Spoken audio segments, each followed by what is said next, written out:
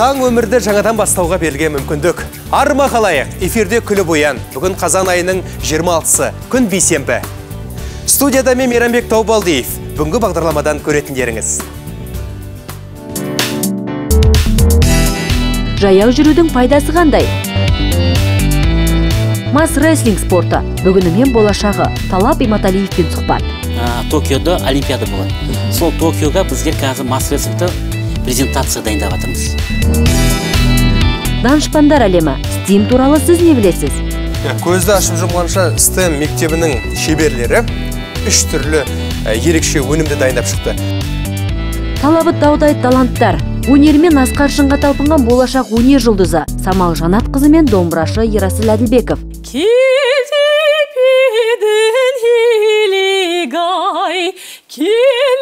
тұрман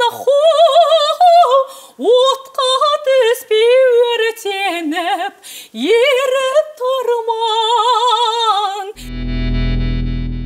Адамзаттың рухани байлығын жетілдіруде теңдесі жаңалға шыққан ғұламалардың өмірі, олардың мінез құлқы ешкімге ұқсамайды. Мәселен, IT ғұламасы, кәдімгі алма бейнелі техниканың негізін салған Стив Джобс адамды мазақтағанды, келеке қылғанды жақсы көрген. Ол сондай-ақ өте шыдамсыз, мазасы болған деседі.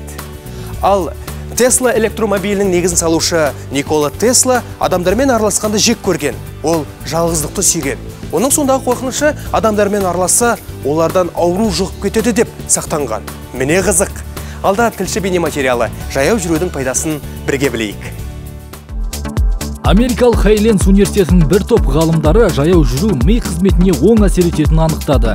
Зерттеу Чикагода жыл сайын өтетін American Physical Society съезінде жария етілген. Ғалымдар жаяу жүру кезінде аяқ қозғалысы тамыр қысымының толқындарын туғызады. Бұл толқындар қадам жылдамдығы мен жүрек қағысына сәйкес келіп, бас миының қан айналымын бақылайды және жақсартады екен. Зерттеушілер мұндай әсер жүгіру әсерінен төмен болғанымен, велосипед тебуден артық екенін дәлелдеді. Зерттеушілер дені сау 12 жасты бақылай отырып осындай шешімге келген. Зерттеуге қатысушылар тік қалпында секундына 1 метр жылдамдықпен қозғалған. Ал ғалымдар ультрадыбыс арқылы қан айналымын бақылап отырған. Ал аустралиялық ғалымдар 2013 жылы зерттеу жұмысын жүргізді. Олар 822 адамның салмағын өлшеп, әр қатысушының 4 жылдың ішінде 1 килограмм 400 грамм қосқанын анықтады. Жұмысқа көлікпен барғандардан жаяу барған адамдардың салмағы 200 граммға кем екені мәлім болды. Бұл да бір дерек. Жаяу жүрудің арқасында қаныңыздағы қант мөлшерін реттеуге болады. Дебют Sky журналында жарияланған ғалымдардың зерттеуі бойынша тамақтан кейінгі 15 минуттық серуен қандағы қант мөлшерін реттеуге көмектеседі. Америкалық психолог Роберт Тайер 10 минут жаяу жүрсеңіз, 2 сағат көңіл күйіңіз көтеріңкі жүреді деген екен. Сондай-ақ аптасына 3 рет 40 минуттан жаяу жүретін жандардың есте сақтау қабілеті 2%-ға жақсарады.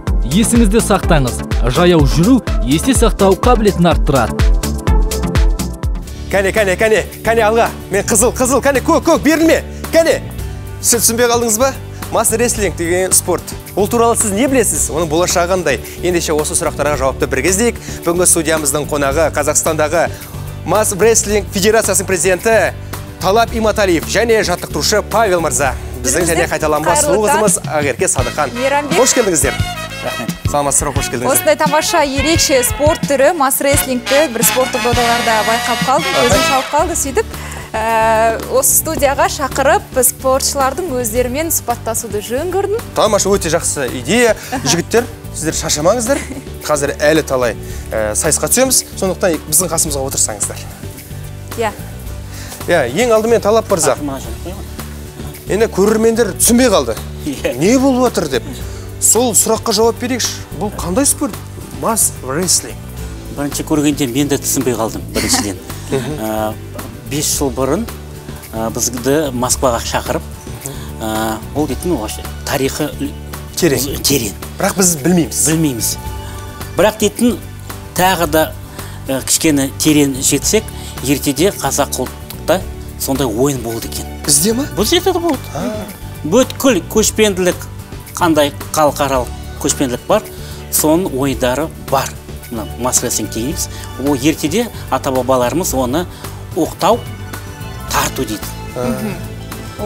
Оқтау тарту, мынандай жас жігіттер ертеде қазанға етті салып қояды ғой, жеңгелеріміз. Мына жас жігіттер келіп, жерді сызып, бормен ба, бірдемемен ба, оқтауды алып, кім тартады өзінің жағына. Соған жеңгеміз бір үлкен жақсы жілік етті сыйлайды екен. Сонымен бірақ дейтін Қазақстанда ол дейтін спорт сондай кенже қалды. Сонымен біздің ағайымыз бар екен. Сондай көшпенділіктер, Сибирь жақтағы Саха, Якутия дейтін республикамыз бар, білесіңдер, е? Түркі халықтар. Түркі халықтар. Солдар 5 жыл бұрын сол мына мас рестлингті бүткіл әлемге дамытамыз деп әлемге шығарды. Сол Москваға барғанда біздерге сол презентация дейміз ғой, презентация жасап, көрсетіп біздерге отырып, қарап, енді қарымызда көшпенділік кішкене нетіп, елебеңіз қозды ғой? Ол дейтін негіз қазақтың ойынын спорты да болады, ертең ойында болады дегендей, соны 5 жыл бұрын, 12 жыл мұнда Қазақстанға алып келіп, Павел мырзамен сол спортты дамытып жатырмыз. Бәрекелді. Жалпы айта кетейін, мас деген сөз якут тілінен алған кезде таяқ деген мағынаны білдіреді. Жаңа рестлинг ағылшын тілінен алған кезде тарту деген мағынаны білдіреді екен, яғни таяқ тартыс деп, қазақша таяқ тартыс деп айтсақ та болады екен, бұл спорт түрін. Қырғыз ағайында біздерде таяқ тартыш дейді, біздерде таяқ тарту, мынандай мен алып келдім, енді оқтау сияқты екен, Оқтау тарту ертедегі қазақ ұлттық ойындарда болды. Енді бұл спортпен айналысу үшін спортшы қандай болу керек? Қандай спортпен айналысу керек? Ол дейтін спортшы балдарымыз келіп отыр. Таныстырып өтсеңіз. Азамат дейтін, іншегіміз, Темірлан дейтін іншегіміз, олдар дейтін уже Қазақстан чемпионы болған.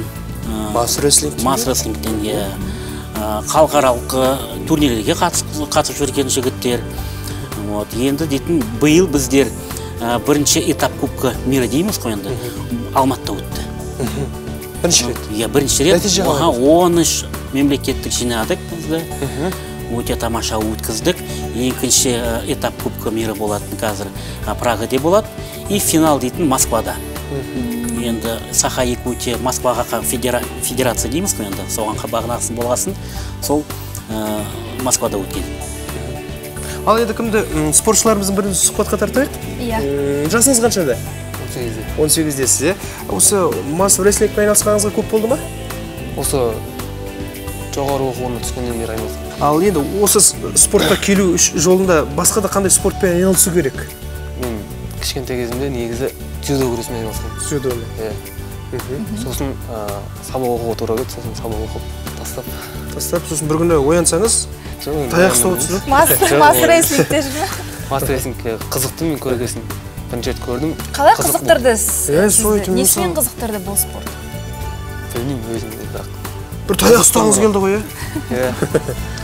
чемпион болғым өзімді танытып. Чемпион болу үшін күніне неше рет дайындалу керек? Жалпы қалыпты спорттағы дайындықпен бірдей ме? Бұның да дайындығы? Бұл жерде барлық дене мүшелері қозғалады, мықты болу керек барлық жерде.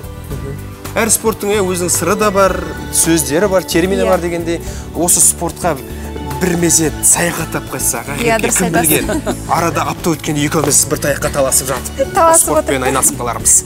Ендеше, көрейік, кәнекей, қалай болады? Кімге жанкүйер боласың, Ақерке? Сен кімге жанкүйер боласың? Мен қызылға. Мен көкке. Ал жақсы. Амандасу. Олардан кейін... Олар отыр деген сөз, Отыр. Якут тілінен, Саха тілінен. Аяқты осылай қою керек. Аяғы, тіреп. Қанша минутқа созылады?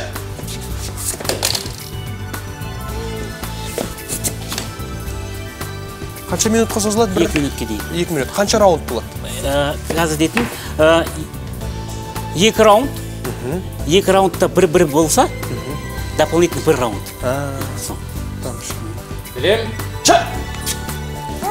Опа, 1-1. Тамаша. 1-1. 1-1. Енді қызықтың көкесі алда. Енді кім жеңеді екен? Көктің бағы жана ма әлде қызылдың бағы шаба ма? Тамаша, әне, көрдің бе? 2-1. 2-1. Тамаша. Сонымен бүгінгі күлі боянда жеңіске жеткен көк киімді Азамат. Атына зат сай екен. Атына зат сай. Бәрекелді жігіттер, өте ерекше, өте ұнады маған, өте ұнады. Ал енді мені таңғалдыратыны, бұл қандай ағаш? Неден жасалған ағаш? Ол дейтін, мына ағаш дейтін әлем чемпионатында мен өзім көзіме көрген, мына дейтін сибирский береза дейді, аққайын, бірақ дейтін жыртып тастайды екен, мына ағашты. Сондай напряжение болғанда жыртылады екен, тартқанда. Қазір просто жігіттер сондай көрсеткен жоқ. Атақ чемпионат, әлем чемпионатына, Азия чемпионаты, Қазақстан чемпионатында ағаштар сынап атады. Сибирский аққайын дейміз, Сібір аққайынсы. Ол дейтін аққайыннан жасайды. Өте мықты, ең күшті мықты ағаш дейміз қой енді, аққайын болғасын. Сол осы, оқтауымыз осы. Ал республика бойынша бұл спорттың даму деңгейіне қалай баға бересіз? Әр облыста өзінің бөлімшелері бар шығар. Қазір дейтін жаңа спорт болғасын. Әрине қиын дамыту, жаңа спорт. Бізде боксты білеміз, 200 жылды, бокске. Футболға 150 дейміз, жыл дамытып атқан. Ол дейтін 5 жылдың ішінде әрине дамытып атырмыз. 3 чемпионат өткізді Қазақстан бойынша. Өзіміз чемпиондарымыз бар. 5 аймағымызда дамытып атқан.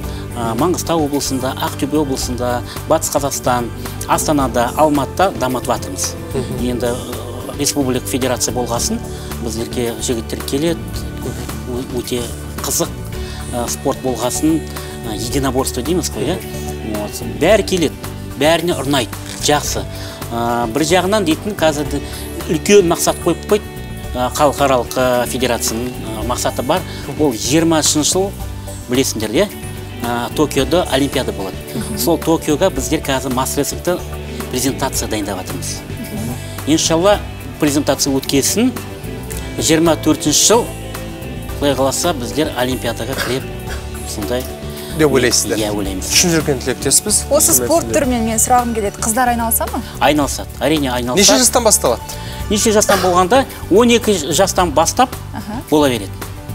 12 жастан болған. Әрине, ерекше жаңа спорт туралы бір бағдарлама көлемінде толық сараптап, толық жілік майын ақтарып, толық ақпарат беру мүмкін емес. Сондықтан бүгінгі Күлі Боян студиясына келіп, осындай ел назарын аудартқандарыңыз үшін сіздерге тек шығармашылық табыс дейміз. Жігіттер қазақ абыройын қашанда биікте ұстап, осы спорт түрінен тек жетістікке жете берулеріңізге тілектеспіз. Тек сіздерге табыс тілейміз. Бүгінгі атқан таң сіз үшін жемісті болсын. Қымбатты көрермен, осымен біздің бағдарлама аяқталған жоқ. Ары қарай қызықты бейнематериал көрейік. Мамыражай жаз аяқталып, айнала сары кілемге оранғалы да 2 айға жуықтады. Сарапшылардың айтуынша, дәл қазір денсаулықты нығайтып, жақсы демалыс құрудың оңтайлы сәті. Өйткені күз кезінде демалыс орындарына жолдамалар едәуір арзандайды. Тек саяхатқа шығатын орынды дұрыс таңдай білу керек. Туристер көп келетін елдердің бірі Түркия. Аталған елдің ауа райы қолайлы. Дәл осы мезгілде термометрдің орташа көрсеткіші 30 градус 0-ден жоғары болса, судың температурасы 25 градусқа дейін барады. Демек, шомылу маусымы қызған шақ. Бірақ аталған елге алғаш рет жол тартқалы тұрған туристердің құлағына алтын сырға. Күздің қоңыр салқынында Түркияның Белек, Сиде, Алания шипажайларын таңдаған жөн. Өйткені дәл осы қалаларда ауа райы күздің соңына дейін жылы болады. Грекияда шомылу маусымы қыркүйектің соңына дейін созылады. Алайда бұл Грекияға саяхаттауға болмайды деген сөз емес. Күз мезгілінде аталған елдің тарихи орындарына экскурсия құруға қолайлы сәт. Күз маусымында Туниске бармау мүмкін емес. Өйткені дәл осы мезгілде аптап ыстық басылып, қоңыржай ауа райымен қуантады. Елдің ерекше табиғатында серуен құрып, демалысыңызды қайталанбастай етіп өткізуге оңтайлы сәт. Дәл осы маусымда Кариб теңізінің жағалауындағы Куба мен Доминикана мемлекетіне туристер көптеп келеді. Аталған елдерде қараша айында жаңбыр маусымы аяқталып, оңтайлы демалыс үшін қолайлы болмақ. Серфингті жаны сүйетіндер Бали аралына жол тартса болады. Мұнда шомылу маусымы қараша айының соңына дейін жалғасады. Ауа температурасы шамамен 30-35 градусқа дейін көтеріледі. Бағыт Жақаш, Күлі Боян. Тағы да қайырлы таң біздің сүйікті көрермен. Біз әрі қарай жалғастырамыз. Бүгінгі студиямыздың қонағы STEM мектебінің оқытушысы Сырым Қабылтаев және оның дарынды шәкірттері Әли, Абылай және Қайсар. Сондай-ақ журналист Арман Құдайбергенді ұмытпау керек. Қайырлы таң. Мейрамбек, бұл тақырып біздің бүткіл көрермендерге қызықты болады деп ойлаймын. Өйткені біз мектепте оқыған кезде көбінде теория түрінде физика пәнін оқыдық. Ал менің қызыққаным сол теорияны балалар қазірде практикаға айналдырады екен. Бұл болашақ бағдарламасымен шетелде оқып келген біздің отандастарымыздың арнайы жасаған сый тартуы. Яғни енді мынадан бастайық, әңгіме STEM қандай мектеп? Содан бастасақ, Сырым мырза, орталықтың ерекшелігі неде? Орталықтың ерекшелігі бізде мектепте өтеді ғой основном сабақтарда, теория түрінде. Жаратылыстану пәндер әсіресе. Да, жаратылыстану, физика, геометрия, математика барлығы теориялық түрде өтеді. А бізде бұның барлығы практикалық түрде іске асырамыз. Бұнда балалар уже физикалық заңдарды өз қолымен жасап, өз көзімен көреді. Ол ақылы түрде ме? Иә, ақылы түрде. Мәселен, бір ұжымда қанша оқушыдан кем болмау керек? Ондай бір шарттар бар шығар? Бар ол. Бір ұжымда максимум 6-7 бала болады. Өйткені біз балаларға 1,5 сағаттың ішінде білімді жеткізу керекпіз. Енді бізді тамашалап отырған көрермен, біздер қазір ағаш шеберлігімен, сондай бір өнермен айналысады деп ойлап қалуы мүмкін. Себебі тұрған құрал жабдықтардың өзі соған келетін сияқты. Шеберлер келеді. Және де бұның бір ерекшелігі, бұда бізде Arduino деген не бар? Құрылғы бар. Оны балалар құрастырады қолдармен. Онда резистор, транзисторлар бар, датчиктері. Және құр құрастырмай, оны бағдарламасын жазады ішіне. Бір қызығы Мейрамбек, мына отырған жай ағашты енді көбіміз жасап үйренуі мүмкін. Ал балалар мына құрылғыны да өздері құрастырады екен. Сонда бұл не үшін керек? Бағдарлама жасайды. Бұл ашылатын көпір. Ашылатын көпір, иә? Оны датчиктерді қосу арқылы біз оны іске асырамыз. Мөне керемет. Тағы да қымбатты көрермен. Бұндай сәтті сіздер өте сирек көру мүмкінсіздер. Және біздің бағдарламада ғана көресіздер. Қараңыздар, қандай керемет. Яғни болашақтағы жүзеге асырылатын жобалардың бұл моделі. Иә, макеттері. Макеттер бұл есептеледі. Бұны кім жасаған? Бұны біздің оқушымыз жасаған, 6-шы класс оқушысы. Осы жерде бар ма ол оқушы? Ол бала қазір сабақта. Ол басқа көпірлер жасап жатыр. Иә, ол басқа сабақтар. Енді кішкентай дарындарды да сөзге тарта отырайық. Себебі бұлар бүгінгі бала болғанмен ертеңгі күнгі бізді елді бастар тұлғалар деп есептеймін. Ал енді Әли, жасың қаншада? Мен жасым 10-да. Қай сабақтарда сүйіп оқисың? Мен мысалы математика мен қазақ тілді сүйемін. Дұрыс, қазақ тілді сүйген бала ол бақытты бала. Сондықтан бұл STEM мектебі саған несімен ұнайды? Маған несімен ұнайды, өйткені мен өзім кішкентай жасымнан бастап өзім қолдан бір нәрсе жасаймын. Енді мен біліп алдым осы жақты туралы, мен бардым, маған қызық болып кетті. Ұнады ғой? Иә. Байқасаң, Арман, бүгінгі қонақтарымыздың өзінің есімдері тегін емес. Қазақтың тарихында ойып тұрып орын алған хан сұлтандардың есімін иеленген. Ағай бастап келіп отыр. Сырым бастаған топ ол осал топ емес. Абылай және Қайсар туралы айтып берсеңіз. Қайсар біздің ең тобымыздағы ең кішкентай, ол қатысып жүргеніне 3 ай болды. Сол аралықта көптеген макеттер жасады, көптеген жетістіктерге жетті, өзіне қызығып, қатысып жүр. Абылай болса, біздің проекттерді бітіріп жатырмыз. Осы жақында башын экранды аяқтады. Тоже айтқанда қиын тақырыптың бірі, соны бітірді. Ал оқушылардың өнерін осы жерде тамашаласақ қазір. Қандай өнер көрсетуі мүмкін? Жабдықтар алып келіп отыр. Әли де, Қайсар да, сосын Абылай үшеуінің де арнайы өздерінің жобалары бар. Олар жұмыс істей берсін. Балалар жұмыс істей берсін. Біз ұстазымен әңгіме дүкен құрайық дейсіз. Өте тамаша. Жақсы жігіттер сізде. Алиден бір ғана нәрсе сұрайық. Бұл құрылғылардың аттарын білетін шығарсың, өйткені бізді тамашалап отырған көптеген көрермен білмеу мүмкін. Сондықтан бізге айтып берсең, мұны қандай нәрсе, мұны зат қалай аталады? Мен байқап тұрғаным, бұл скотч деп аталады. Скотч қой. Қалғандарын айтып берсең. Мынау клеевый пистолет, ол қызғанда оны клей ағады. Оны клеймен отырғызу керек.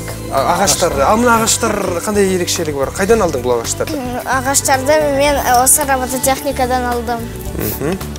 Сосын жіп керек екен, Иә. Сосын қайшы бар. Міне қайшы. Ал мен түсінбегенім, бұндай бір рет қолданатын ыдыстың не қажеті бар? Мысалы, Қайсар қазір парашютті жасайды. Оны лақтырғанда ол керек болады. Сол үшін керек пе? Тамаша жігіттер, іске сәт, сіздер жұмысты бастай беріңіздер. Біз ұстаздарыңызбен әңгімені әрі қарай жалғастырайық. Енді Сырым мырза, шындығы керек, қазіргі таңда ұстаздық қызметтегі ер азаматтарды сирек кездестіреміз. Бұл салаға деген қызығушылық тегін адамның құштарлығын оятпайды. Осы туралы айтып беріңізші. Шыны керек, былай ұстаздыққа аса құмар болған жоқпын оқу кезінде, студент кезімде. Бірақ та менің атам мұғалім болған, 40 жыл стажы бар, орыс тілінен беретін. Содан кейін осы робототехника, жаңа инновациялар, программированияға қызыққаннан кейін өзім мамандығым программист. Қайда оқыдыңыз? Қонаев университетінде. Сонда бітірдім. Соған қызыға келе, баларды неге оқытпасқа? Біз өзіміз мектепте оқыған кезде барлығы теориялық түрде болатын сабақтарымыз, бір практика болмайтын, шыны керек. Тек еңбек сабағына баратынбыз. Осыған көре келе өзім қызықтым макеттерге, роботтарға, программа жазуға. Содан кейін неге балаларды үйретпеске деген ой туды өзімде. Содан кейін сол мақсатпен осында келдім. Жалпы STEM орталығына балалар қанша жастан бастап қабылданады? Өту деңгейі бар ма өзің бір емтиханы деген сияқты? Баланың қандай қасиеті, басымдыққа ие? Ең бірінші, оның қызығушылығы болу керек. Егер оның ынтасы, қызығушылығы болса, біз оны алғанмен оны теке қинаймыз да баланы. Біздің Арманды апарсақ, осы STEM орталығының үздік шәкірті бола ала ма? Мүмкін. Көңіліне қарамаңыз, шындыққа тура қарайық. Жоқ. Жоқ, бола алмайды, неге? Бізде талап бұлай 6 жастан 15 жас аралығындағы балаларды қабылдаймыз. 6 жастан 12 жасқа дейін біз инженерия, программирование, робототехника деміз. А 12-ден жоғары 3D моделирование және Arduino'ны үйретеміз оларға.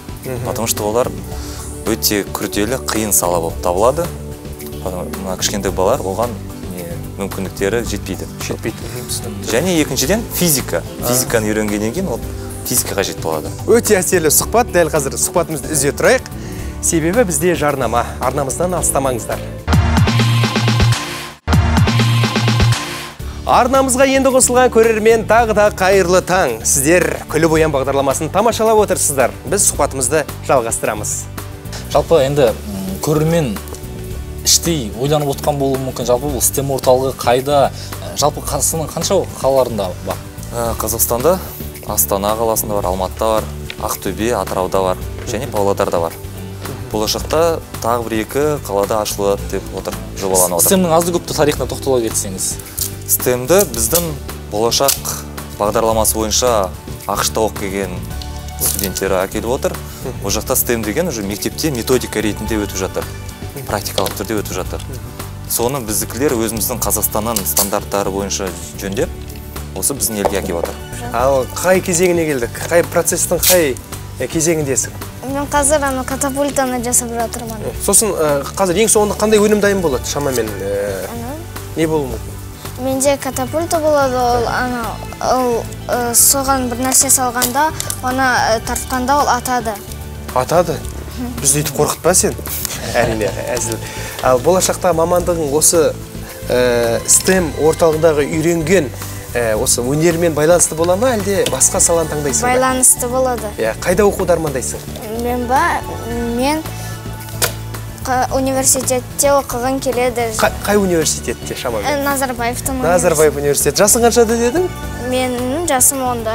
Көрдіңіз бе, қазіргі балалардың ерекшелігі. Біз 10 жасымызда университет деген сөз айтпақ түгіл.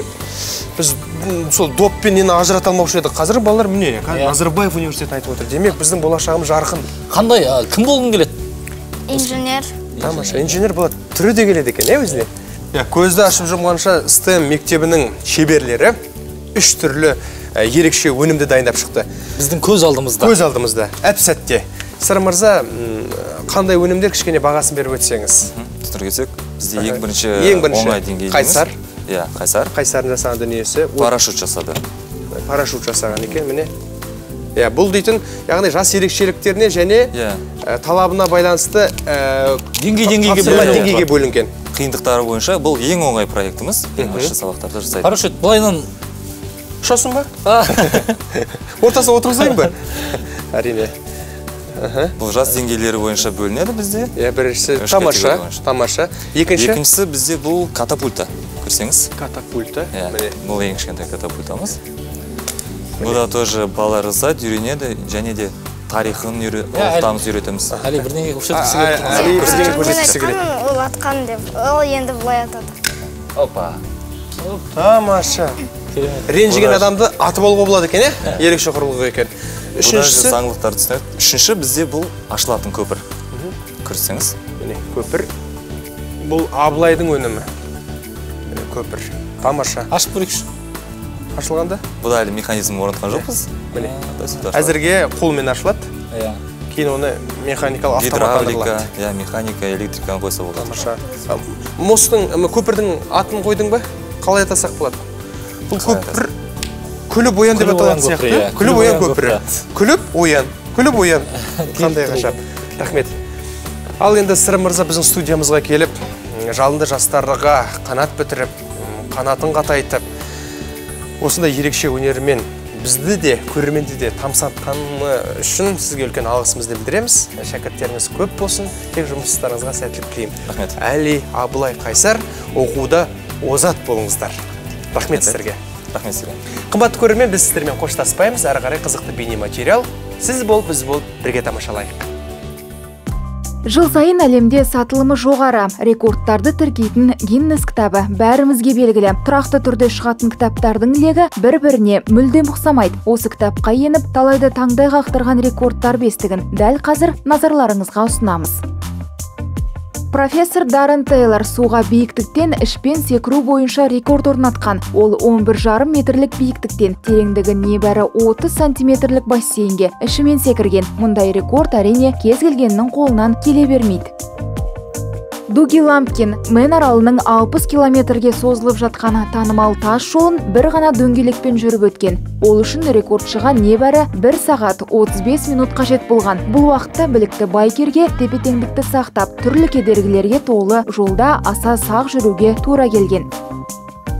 Велосипедпен тау басынан төменге ең жоғары жылдамдықпен жүріп көріп едіңіз. Эрик Барон дәл осылай рекорд орнатқан. Қызыл барон деген лақабатпен танымал 54 жасар француздық азамат велосипедпен шыңнан төменге қарай сағатына 223 километр жүрген. Бұл рекордты әлі күнге дейін ешбір адам жаңарта алмай келеді.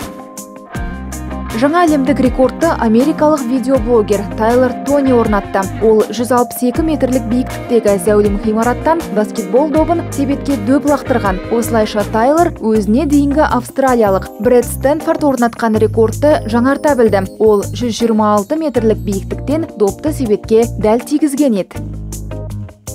Мотоциклмен ең биікке секіру бойынша рекорд Робин Мэддинсонға тиесілі. Ол 2008 жылдың 31 желтоқсанында Лас-Вегастағы Париж Триумфальды аркасының көшірмесіне мотоциклмен секірген. Секіру биіктігі 36,5 метрді құраған. Ағарке Садыхан, Күліп оян. Көтеріңкі көңіл күй іздегендер үшін, сіз дәл түстіңіз. Алматы арнасында Күліп оян өз жұмысын жалғастырады. Ендеше бүгінгі студиямыздың қонақтарын қарсы алайық. Әнші Самал Жанатқызы және музыкант домбырашы Әділбеков Ерасыл. Қайырлы таң, сәлеметсіздер ме? Қош келдіңіздер. Көңіл күйлеріңіз қалай, бәрі жақсы ма? Өте керемет. Таңертең осы домбыра ұстап жүресіздер ме? Әлде бұл студияға келгенде осылай келдіңіздер ме? Жоқ, әрқашанда домбыра қасымнан қалмайды. Өйткені неге десеңіз, таңертең сабаққа барам, сосын дайындық үстінде болам, кешке жақын запистер болады деген сияқты. Әрқашанда домбырамды тастамаймын. Керек болса кейбір кезде домбырамен бірге ұйықтап қаламын. Тамаша. Демек, бұда не шығады? Құрманғазы атындағы ұлттық консерваторияның студенті дегенді білдіреді бұл сөз. Тамаша. Ал, Самал Жанатқызы, қош келдіңіз. Менің естуім бойынша, әрине ұзын құлақтан естуім бойынша, сіз ерекше өнер иесі деген ақпарат көп естідік. Қаншалықты рас? Енді ерекше өнер иесі деген ақпарат өте жоғары айтылған сияқты. Менің ойымша ол өнер әр адамда бар. Сондықтан ерекше өнер иесі деп жатса, ол артық айтылған сияқты. Мен өзімді ерекше өнер иесімін деп есептемеймін. Енді көрермен үшін тағы айта кетейік, Самал Жанатқызы классикалық ән шебері десек, жараса ма, жараспай ма? жарасатын сияқты. Бірақ сіз Қазақ ұлттық университетін бітіргенсіз, магистратурасын қызыл дипломмен, мектепте алтын белгімен оқығансыз, бірақ консерваторияға бармағансыз.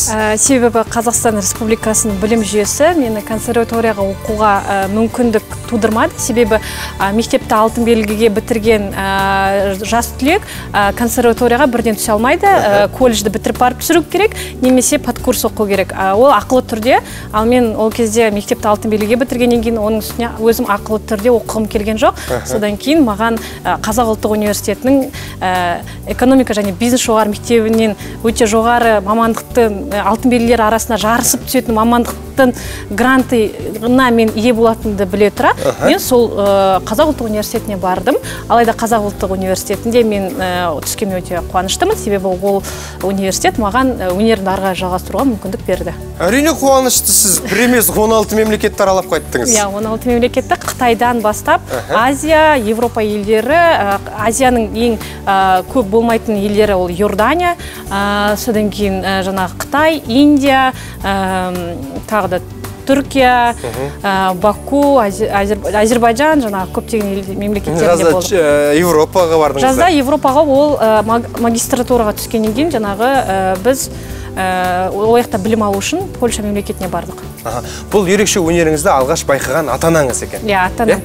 4 жастан ма әлде 4-ші сыныпта ма? Енді 4-ші сыныпта деп айтуға болады. 4-ші сыныпта музыка сабағында жаңағы Күлебұрайдың Гакку әнін мен тыңдап, ата-анама шексіз алғысты білдіремін. Осы сәтті пайдалана отырып, себебі ол кісілер мені кішкентайдан бастап фортепианоға берді. Ары қарай ән айтуды өзім қолға алдым. Тамаша. Осы жерден әңгімемізді үзе тұрып, енді кезекті Ерасылға берейік. Ал Ерасыл, естуім бойынша, сізде қазіргі таңда жай күй шертіп қана қоймай, әртүрлі әлемдегі ерекше өнер жанрларын сол қос шекке тоғыстырған екенсіз. Жалпы осы жақында ғана мен жаңа композициям дүниеге келді. О композицияның аты Fly. Жалпы бұл композиция өте жеңіл шыққан. Біз жұмыс барысында өте қатты қиналған жоқпыз деп айтуға болады. Музыканың өзі де жеңіл. Неге десеңіз, айтады ғой, жүректен шыққан нәрсе жүрекке жетті. Future House және Момбахтун деген Момбахтун дейтін стильде шыққан музыка. Жалпы енді білмеймін, адамдар тыңдап жатқан адамдар өте жақсы пікір айтып жатыр, бәріне ұнап жатыр. Енді 100% ұнап жатыр деп айта алмаймын. Енді әркімнің талғамы әртүрлі ғой. Сондықтан да көбісіне ұнап жатқаннан кейін бұл өте қуантатын жағдай. Қуанып жатырмыз. Бірақ болашақта әлі көптеген композициялар болады. Бұнымен тоқтап қалмаймыз. Сондықтан да дамытамыз. Дәл қазір қымбатты көрермен, бұл ерекше өнер иелерінің өнерін тамашалаймыз. Оны сәл кейінге қалдыра тұрайық. Қайтадан Самал өзіңізге келейік. Сіздің даусыңызды білгіміз келеді, себебі көрерменді тамашалап отырып, 1000 рет естігеннен бір көрген артық дейді қазақта. Сондықтан мүмкіндік болса бізге әу деп ән шырқап берсеңіз. Ондай болса, сіздерге халық әні Илигайды айтып берейін. Келіп едің Илигай, келіп тұрман отқа түспей өртеніп, еріп тұрман. Илигай, Илигай, Илигай, сәулем Илигай-ай. Сетке тұрсан мен сендек, жаным құрбан, сырым осы сертімді беріп тұрман. Илигай, Илигай, Илигай, сәулем Илигай-ай. Илигай, Илигай, Илигай, сәулем Илигай-ай. Илигай деп атыңда, қойдым таңдап, әнге қосып атыңда, әге арнап. Илигай, Илигай, Илигай, сәулем Илигай-ай. Еркін таудың еркесі, елік болсын, менді сенде жалғыз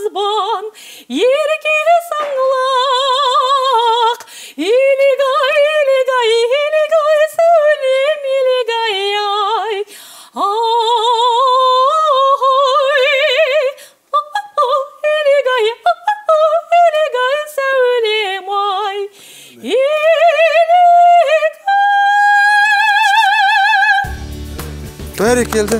Күнде тыңдап жүрсем де бұл басқаша естіліп жатқан сияқты. Ал енді бұрын қайда жүрдіңіз? Енді қазіргі таңда жас әншілер, осындай ерекше өнер иелері болса, міндетті түрде бейнебаян түсіріп, елге, халыққа тануға тырысады. Не жетіспеді, не жетісті? Біріншіден қаржылық қаражат жетіспеді, оны жасыруға болмайды. Екіншіден жетіспегені, мен университетте оқығанда бірінші білімімді алуға тырыстым. Сондықтан сол университетте болатқан конкурстарға қатысып, сояқтағы шараларға қатыстым. Заман өзгерген сайын, заман дамыған сайын, әрине бұл салада дамып келеді. Сондықтан одан да жеңілірек болса деген тілеуім бар. Енді оны әрбір өнерпаз, жас мен сияқты өнерпаздар оны біле жатар қиындығын. Ал қазір бүкіл халыққа оны айтпай қояйын. Өзіндік бір ерекшеліктер бар деп айтсам болады. Жақсы, түсінікті. Енді сіздерді не біріктіреді? Бізді біріктіретін жаңа туынды, ол Қызғарағай, композиторы Жоламан Тұрсынбаевтың Қызғарағай әні, жаңағы Ғабит Мүсіреповтің солтүстік Қазақстан облысы, Жамбыл ауданы, Жаңажол ауылында өткен 80 жылдық мерейтойына байланысты. Сол кезде Жоламан Тұрсынбаев сол жаққа барып, жалғыз Қызғарағайға Ғабит Мүсіреповтің өзінің көңілі ауғанын біліп, сол Қызғарағайға ән орындаған, 12-сі. Сол әнді біз жарыққа шығардық.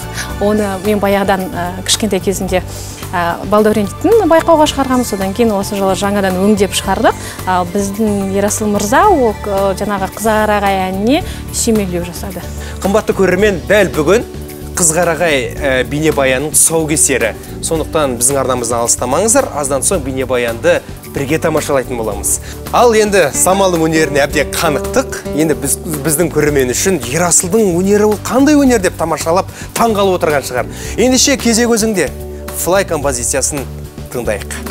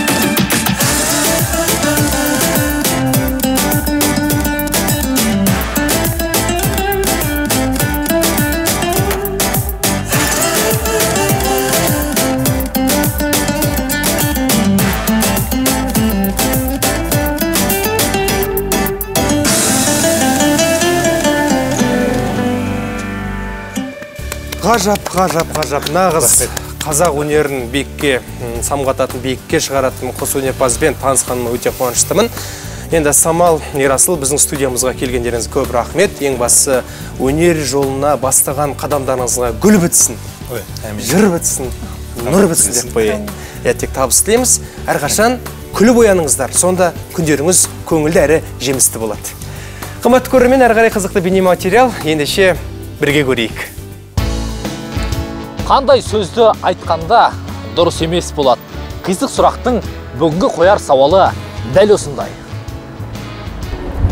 Дұрыс емес сөз айтқан кезде. Қандай сөз ол? Керіс сөз айтсаң дұрыс емес. Дұрыс емес сөз айтқан кезде дұрыс емес. Мәселен, Ең ауыр сөздер айтқан кезде, жанға бататын сөздер айтқан кезде дұрыс емес болады. Қандай сөз айтқан кезде дұрыс емес болады? қандай сөз айтқан кезде дұрыс емес? Дұрыс емес деген сөз айтқан кезде ше. Не істеп жатырсың дегенде, не істеп жатсың деп айтады. Енді ол сұраққа байланысты өзінің дұрыс емес жауаптары қате жауап болады. Біздің бүгінгі қисық сауалымызға е түрлі қисынсыз қызықты жауаптар айтылды. Дегенмен де біле жүріңіз, дұрыс емес деген сөз қашанда дұрыс емес айтылады екен.